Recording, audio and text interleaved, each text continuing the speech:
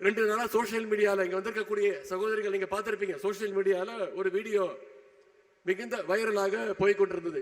அதிகம் ஷேர் செய்யப்பட்டது, தொலைக்காட்சிகள்ல ஒளிபரப்பப்பட்டுச்சு.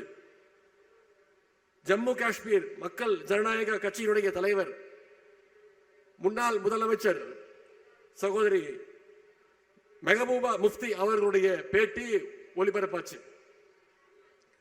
அவர்களை அம்மையார் அவர்களை காஷ்மீரில் இருக்கக்கூடிய ஒரு பத்திரிகையாளர் சந்திப்பில் கலந்து கொண்டாங்க.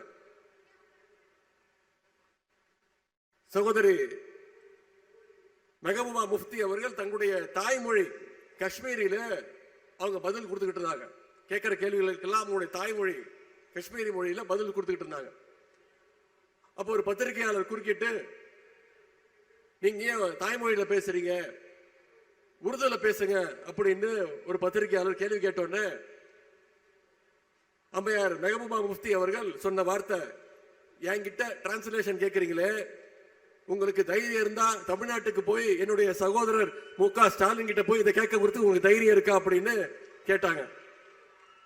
தாய்மொழியில பேசக்கூடாதுன்னு என்கிட்ட சொல்றீங்களே, தமிழ்நாட்டில் போய் சொல்றதுக்கு உங்களுக்கு தைரியம் இருக்கான்னு பத்திரிகையாளரை பார்த்து முன்னாள் முதலமைச்சர்கள் கேட்டுக்கிறாங்க.